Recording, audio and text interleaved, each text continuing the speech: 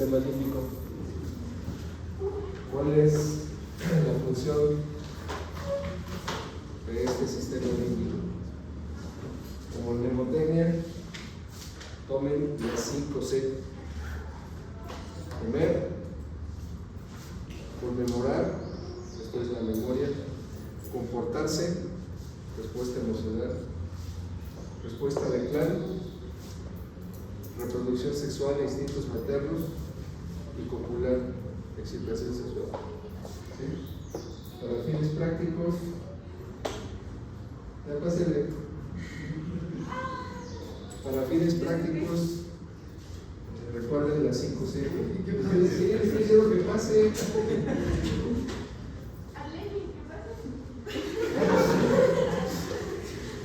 ¿Cuáles son los componentes?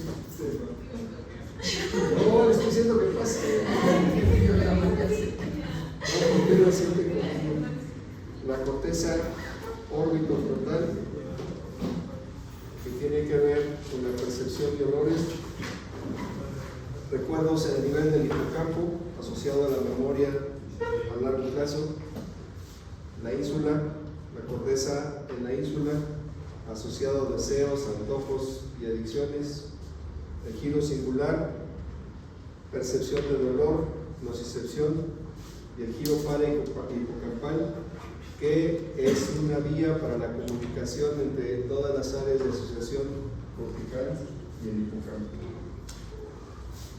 ¿Cuáles son los componentes por abajo de la corteza? La amígdala, y no en la garganta, que tiene que ver con el miedo y la respuesta a la ansiedad. El bulbo olfatorio, que va a recibir toda la información de los quimiorreceptores a través de la cavidad nasal. El hipotálamo, que es, ¿qué dice aquí?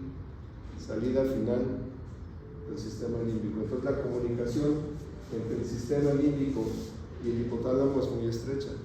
Y si nos vamos a las 5C y recuerdan los núcleos hipotalámicos que controlaba el hipotálamo o que mediaba el hambre, respuesta sexual, parte de la conducta. Entonces aquí está la relación que tienen unos con otros. ¿Sí? ¿El geniculado sería para la visión y el lateral para la audición o al revés? El geniculado, a nivel del tálamo, es lateral para visión y el medial para audición. Entonces, tenemos los núcleos anterior y dorsomedial del tálamo y los núcleos sectales. El circuito de Papez, el giro circular, giro parahipocampal, corteza entorrinal, subínculo, núcleos mamilares, lateral y medial, núcleo talámico anterior, cápsula interna y giro singular. Ahorita vamos a ver específicamente el círculo de Papez. ¿Y qué correlación clínica tiene? Lesiones en la amígdala, aumento del deseo sexual y el hambre, lesiones en el hipocampo, amnesia. ¿Qué me puede dar una lesión a nivel de la amígdala?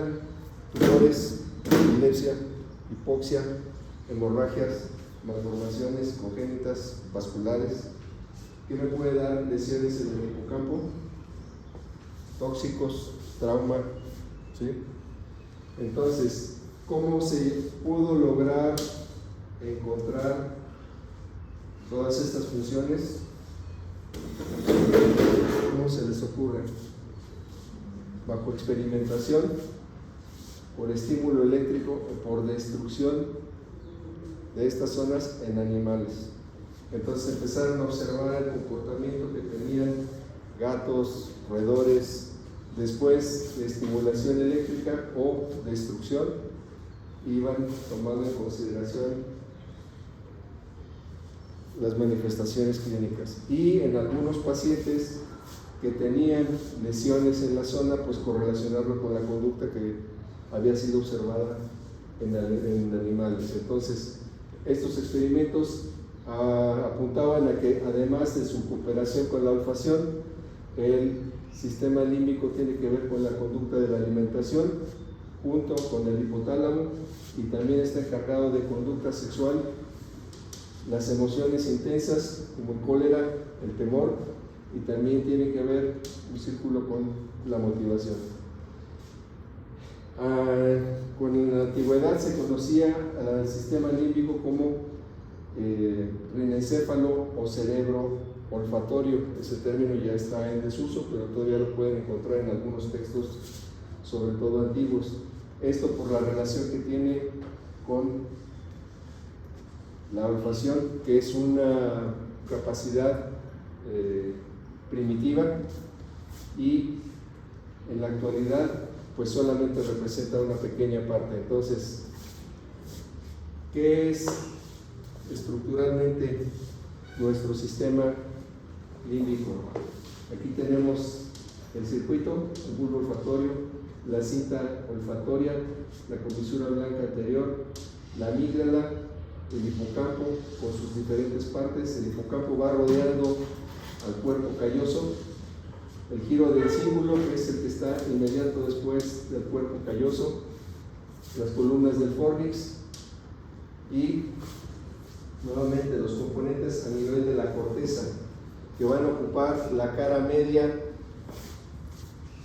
del cerebro alrededor del cuerpo calloso.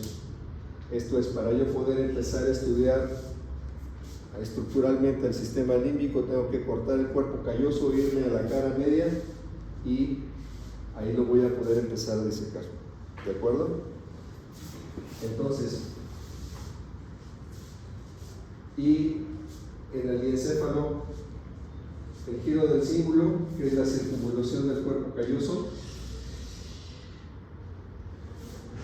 el istmo, el giro parahipocampal, y de esta manera queda conformado el giro arqueado o gran circunvolución límbica. ¿Sí? Entonces, esto es parte de temporal, todo esto sería frontal y una pequeña parte de parietal. ¿De acuerdo? Entonces, este señor que ya conocen, Guyton, añade a la corteza otras estructuras como son el área órbito-frontal y la circunvolución subcallosa. Concéntricamente y por dentro de las estructuras vamos a encontrar esta que se llama inducium gricium, que cubre a lo largo y ancho la cara dorsal del cuerpo calloso, el giro fasciolar, ubicado por detrás del esplenio del cuerpo calloso, el giro dentado por dentro del hipocampo, y la cintilla del uncus en el lóbulo temporal, que es continuación del giro dentado, que va a dar la vuelta por la parte anterior y posterior al uncus. ¿Sí? ¿Qué pasa cuando tenemos una epilepsia del lóbulo temporal y me está descargando el uncus?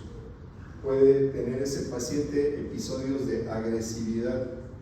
Entonces, esta porción del lóbulo temporal, junto con su conexión con el sistema límbico, tiene que ver con ese tipo de respuestas: cólera, ira. ¿Sí?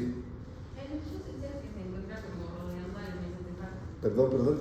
El uncus es el que se encuentra como rodeando al lado. Ándale, exactamente. Es el que, en casos de hematoma epidural, al verse desplazado, presiona el pedúnculo y presiona el tercer nervio craneal. Las estructuras que están por abajo de la corteza, el área septal, que son núcleos por delante de la lámina terminalis y por debajo de la rodilla del cuerpo calloso, y algunos por abajo de la circunvolución paraterminal. El área paraolfatoria, el hipotálamo, la epífisis o epitálamo, los núcleos anteriores del tálamo, el complejo amigdaloide o amígdala, que es una parte muy importante de nuestro sistema límbico. Entonces, la aferencia del sistema límbico tiene tanto de corteza, audición, visión, olfacción, ¿sí? Porque este tipo de estímulos especiales son los que, al tener conexión en el sistema límbico, nos van a evocar una respuesta en la emoción. Van a quedar guardados en la memoria, ¿sí? dependiendo de por qué decidí dar las clases más con imágenes que con texto. Es más fácil identificarlas y relacionarlas. Más fácil que la retengan. Si yo todas mis diapositivas fueran así, pues estaría como en la mañanera, ¿no? Todos estarían cabeceando. Pero estoy relacionando datos clínicos, dibujos, algún chiste.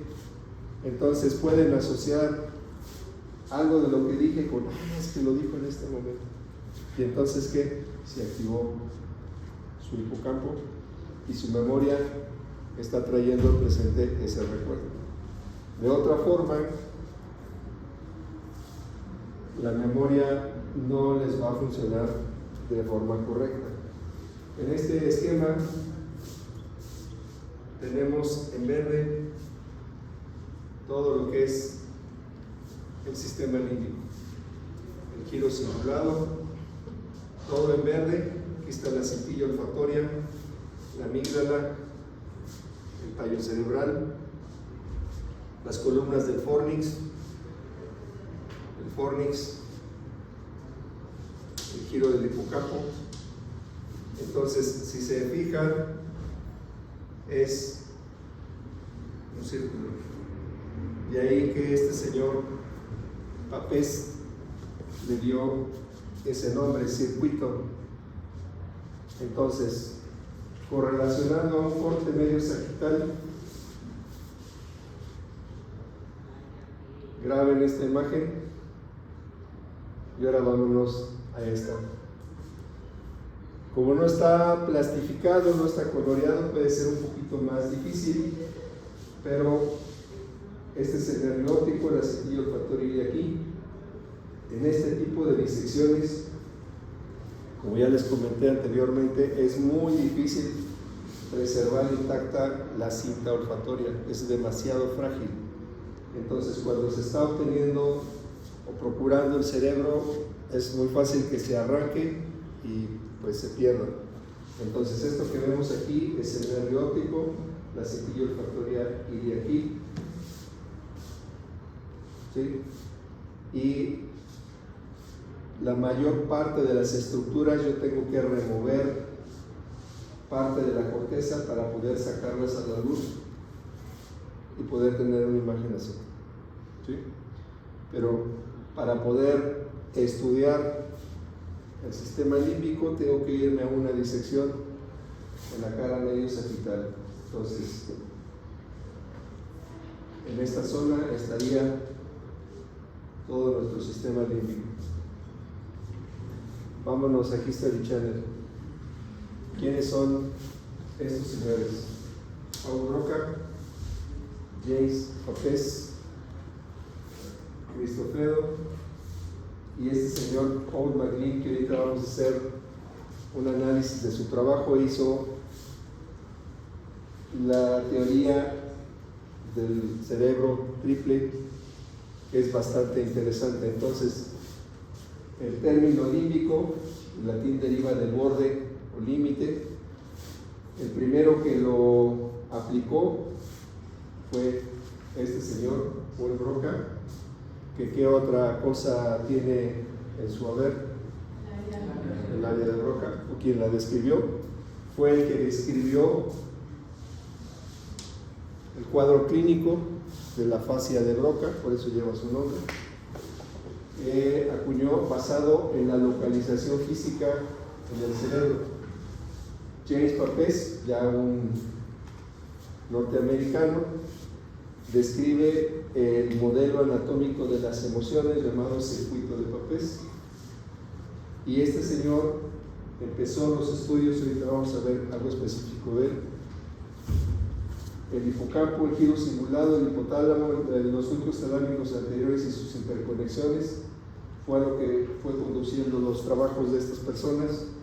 Y finalmente, sobre los 70, este señor Paul MacLean describió la teoría del cerebro triune, el complejo reptiliano y el sistema límbico como neocorteza.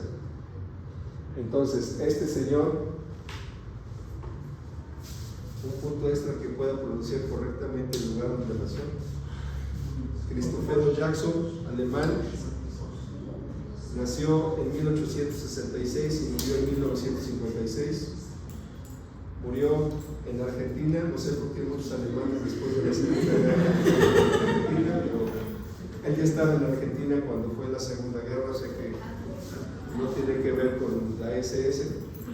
Entonces, imagínense, nació en el 86 y murió en el 56, este trabajo que empezó a hacerlo, pues estamos hablando de principios del siglo XX, ¿no? Entonces, fue un investigador en esta etapa denominada Escuela Neurobiológica Argentino-Germana y montó un laboratorio que empezó a hacer investigaciones importantes sobre el sistema límbico. El circuito de Papez, entonces, es un conjunto de estructuras dentro del cerebro que forman parte del sistema límbico. Su nombre original, el de cerebro visceral, se debe a este señor. Entonces, el primer término con el que se reconoció a esto, cerebro visceral. ¿Por qué cerebro visceral? ¿Se acuerdan de las 5C? Entonces, ¿qué representa esas 5C? Las necesidades básicas de pues no solo del ser humano, de un animal, ¿sí? Después, este señor Papez continuó los estudios. Él nació en el 83, murió en el 58, y para 1929 señala que la relación entre el hipocampo y la corteza cerebral, también ya conocida como neocorteza, se lleva a cabo de forma recíproca, de entrada y de salida. De esta forma, la corteza y el hipotálamo están en comunicación constante. Esta es una foto de su trabajo original para el circuito de Papez. Entonces, hacia los 30 propone que el sistema de las emociones es una comunicación entre la corteza y el hipotálamo. Propone que la emoción está determinada por la actividad de la corteza del giro del cíngulo y la expresión emocional es gobernada por el hipotálamo.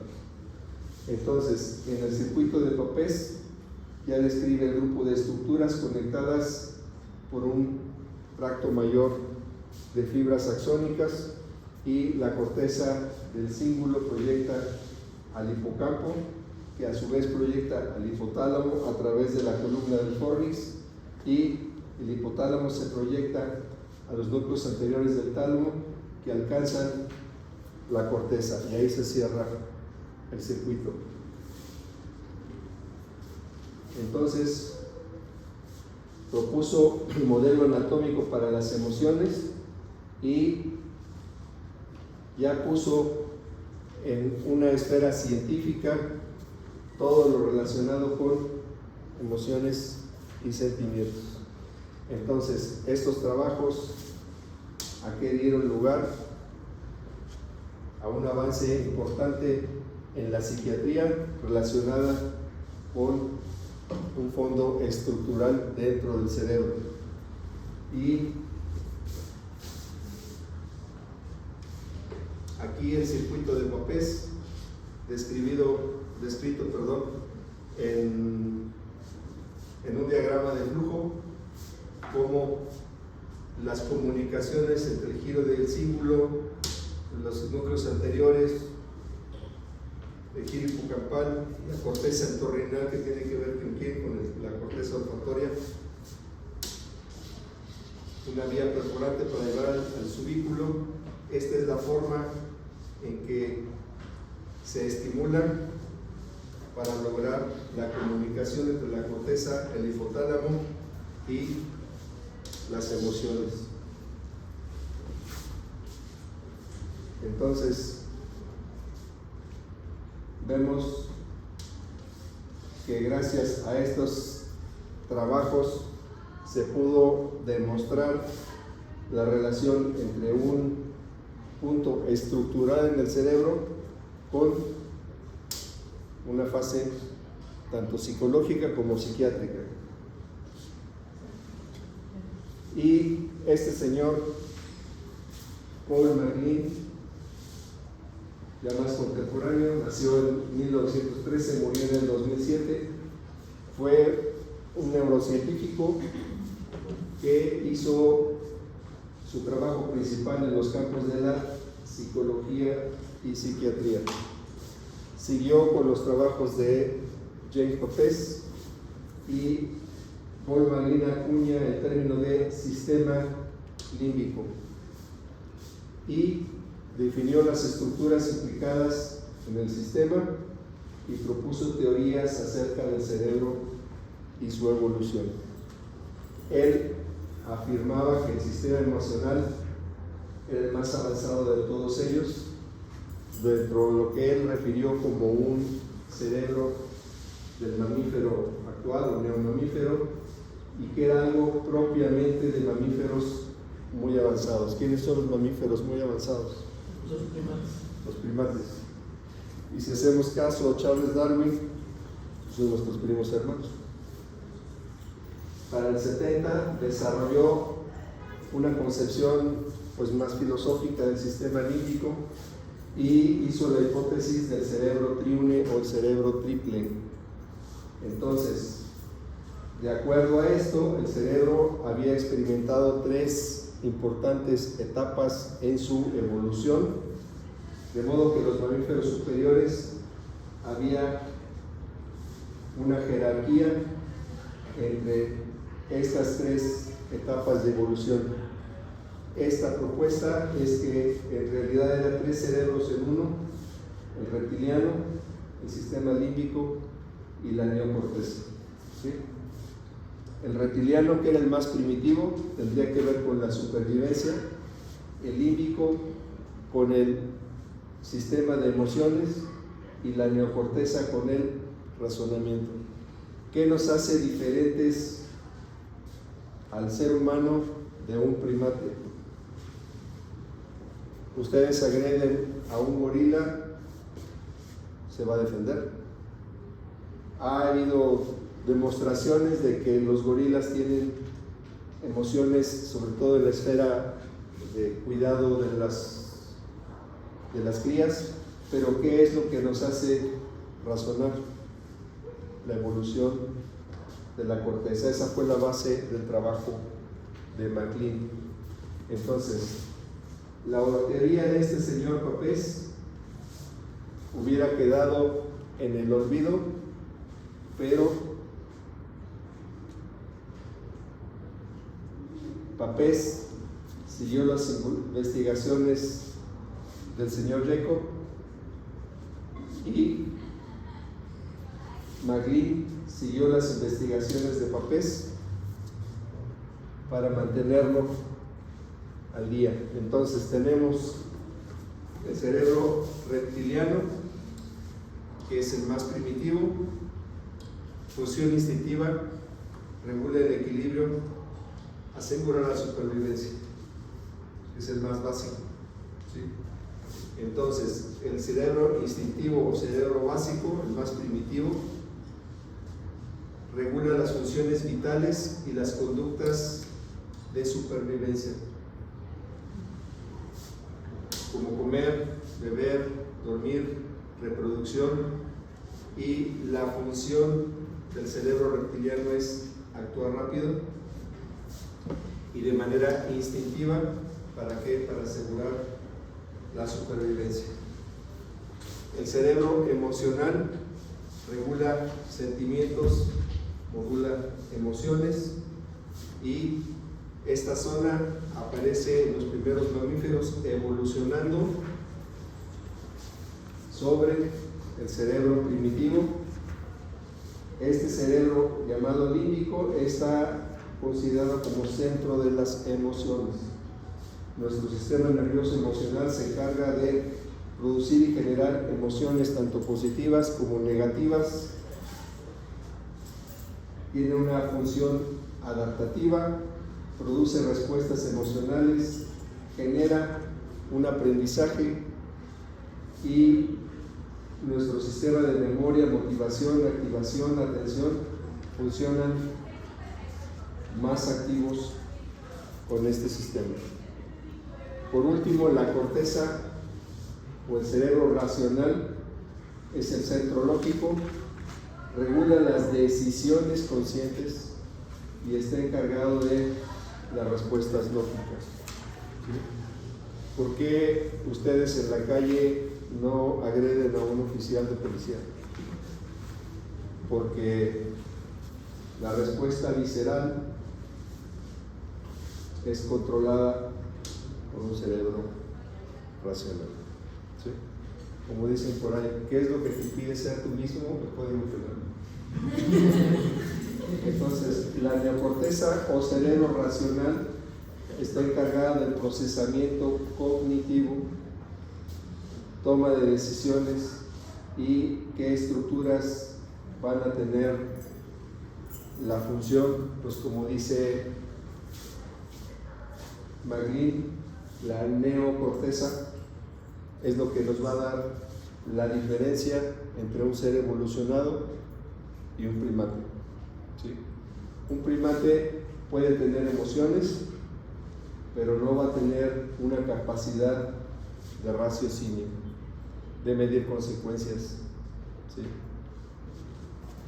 Entonces, la toma de decisiones racionales en algunas habilidades es la que ayuda al proceso de autoconciencia, reflexión y organización. ¿De acuerdo? Entonces, ¿qué es lo que todos tenemos de acuerdo a Maglin y sigue funcionando? Estas tres bases. ¿Sí? Si tenemos algún tema que ponga en riesgo nuestra vida de forma instintiva, esta parte primitiva es la que nos va a sacar adelante. ¿Sí? Si estamos ante un problema, esta parte es la que nos va a hacer discernir y tomar las decisiones que en su momento sean más oportunas. Entonces, si bien esta teoría de los tres cerebros es bastante válida, son 3 en 1, 3 trabajando siempre. Y esto, pues si lo ven desde una estructura no tan anatómica, es más bien una estructura funcional, pero que aplica bastante para una metodología de investigación. Entonces tenemos el cerebro reptiliano, el cerebro de las emociones y el cerebro racional. A eso se le denomina la teoría del cerebro triúnico o cerebro triple. Volviendo ya a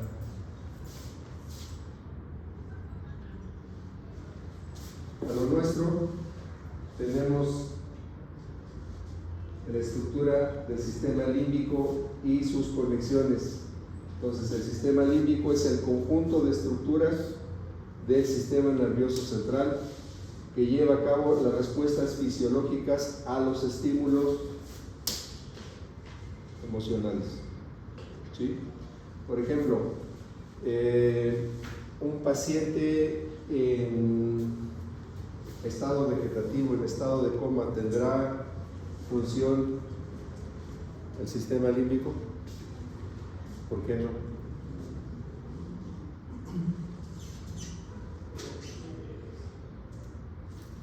¿Qué es un estado vegetativo?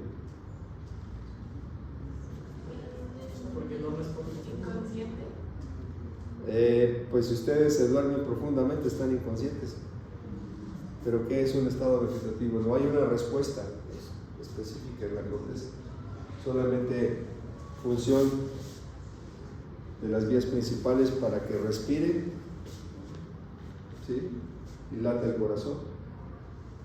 Puede no haber ningún tipo de respuesta motora. Entonces, si hay una interrupción en la aferencia sensitiva, el sistema límbico no va a tener una manera de tener acción. ¿Sí? Entonces, para que tengamos una adecuada función del sistema límbico, se tiene que alimentar con estímulos ¿de qué tipo? Visual, auditivo, olfativo, sensaciones. ¿Qué es lo que va a alimentar? Las emociones. ¿Sí? Cualquier tipo de estímulo que llegue al sistema límbico, olfatorio, visual, auditivo, va a despertar una respuesta emocional y dependiendo del estímulo puede desencadenar una respuesta de placer o de enojo. Por ejemplo, me ponen música de Bad Bunny y me voy a enojar. ¿De acuerdo? Entonces, el sistema límbico tiene una importante conexión con estímulos sensoriales. Por eso su relación con a nivel del tálamo, del hipotálamo, tallo cerebral. ¿Por qué? ¿Dónde se integran o dónde se encuentran los núcleos vestibulares? Donde no los vemos, pero a nivel de puente están los núcleos vestibulares, que son los núcleos que van a tener la comunicación hacia el lóbulo temporal para interpretar lo que estamos escuchando. Cada estímulo que percibimos, sea visual, olfatorio, auditivo, nos va a dar, gracias al sistema límbico, una respuesta en emociones. Entonces, el sistema se relaciona con atención, memoria, respuesta sexual, respuestas emocionales, alegría, ira, miedo, placer, tristeza, coraje, rabia, como lo quieran poner. Entonces, ¿cuáles son las estructuras implicadas? El tálamo, que como una estación de relevo que es para toda la información sensitiva. El hipocampo, que es la estructura fundamental en la memoria. La amígdala, proceso de almacenamiento de reacciones emocionales. El mesencéfalo, información sensorial de las vías ópticas y auditivas. Recuerden el colículo superior visual, colículo inferior auditivo. ¿Qué pasó? Es que me sigue causando dudas sobre lo de los cuerpos núcleos geniculados, el lateral y el medial. Es que yo lo guardé como en mi cabeza, como que el lateral era visual y medial era auditivo. Ya le respondí a la doctora hace ratito. Sí, esa fibra medial es auditivo y lateral es visual. Pero a mí me dijo al revés, ¿no? ¿Sí? Me dijo que medial es visual. A ver, vamos a salir de dudas. Sí, porque es que también había checado que, o sea, los estímulos auditivos llegaban al núcleo geniculado medial, con el cuerpo geniculado medial.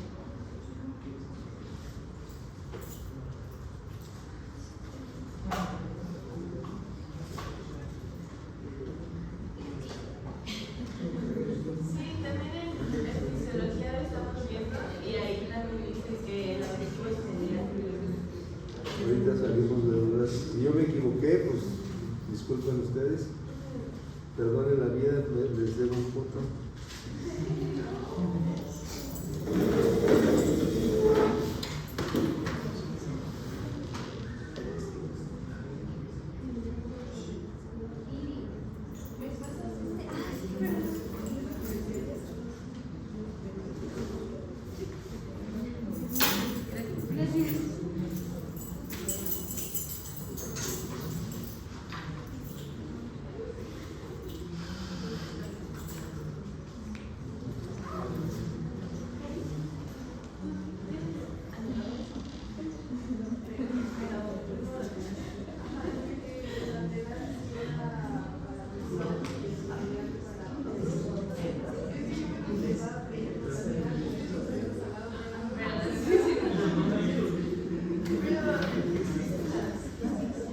cuerpo geniculado medial y lateral. Lateral visual, medial auditivo. ¿Y creo que nos pueda repetir la función del pulminar? ¿Qué? La función del pulminar. Es un centro de integración. Déjame ver dónde está la diapositiva. ¿Auditiva? No, ¿dónde está la diapositiva?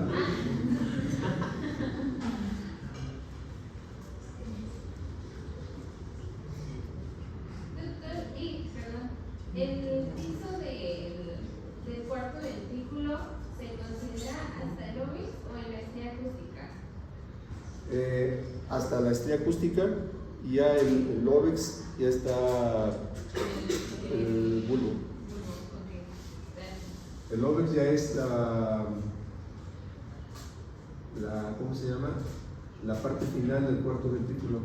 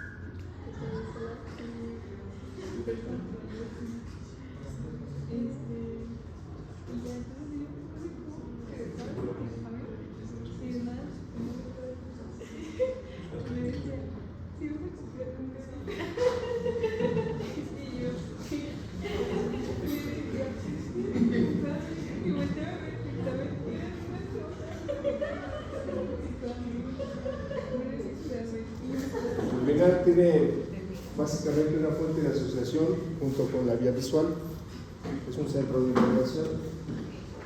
Y regresando a lo que estábamos, mesencéfalo, vías ópticas y auditivas, el cuerpo calloso, recuerden que es la adhesión o la comunicación entre el hemisferio derecho y el hemisferio izquierdo, y es un haz que comunica ambos hemisferios y su función es para que ambos trabajen en forma conjunta. El área septal, la relación de los estímulos placenteros, el hipotálamo que gobierna las funciones como ingesta, sexualidad, temperatura corporal, secreción hormonal, entre otras.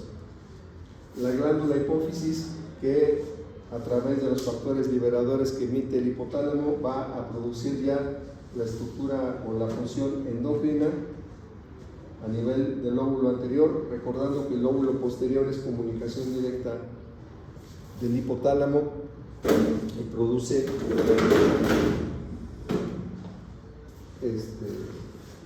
sus hormonas específicas, que es antidiurética y la oxitocina. Entonces, el sistema límbico, recordando, tiene un papel importante en las respuestas fisiológicas a estímulos los cuales estamos expuestos y nos van a provocar una emoción. Entonces, la corteza prefrontal el hipocampo, la amígdala, y el circuito de interconexión con estos es lo que nos va a dar la función de nuestro sistema límbico.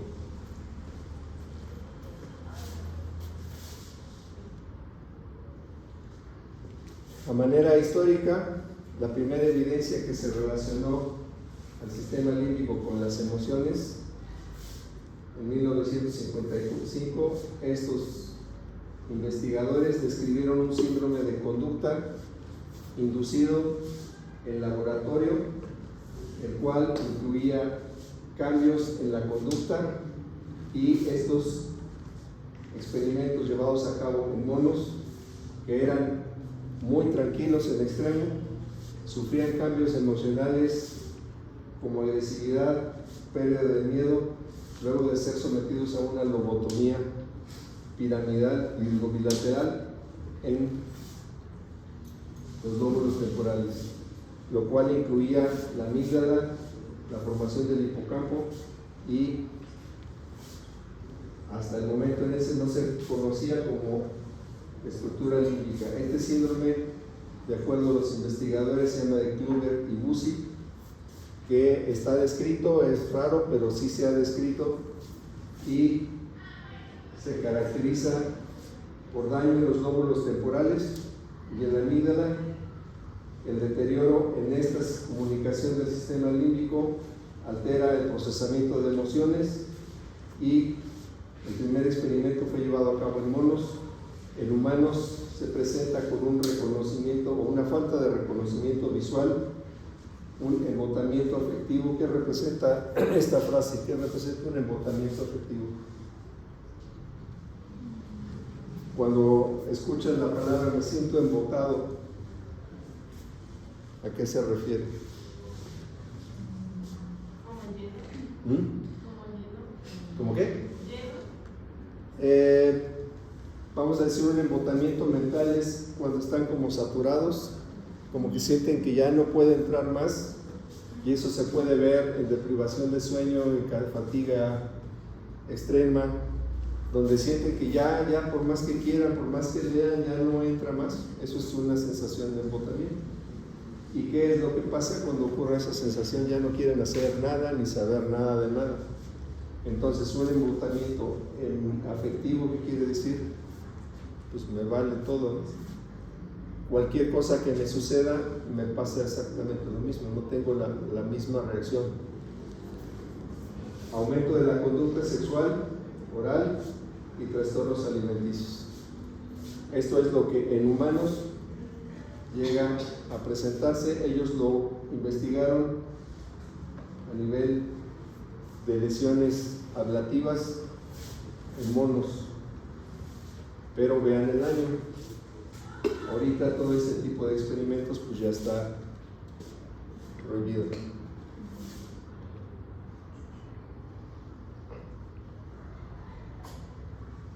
Hoy es miércoles, recuerden que hoy salgo corriendo. Nos vemos mañana para terminar esto. Ya faltan como 7 diapositivas nada más.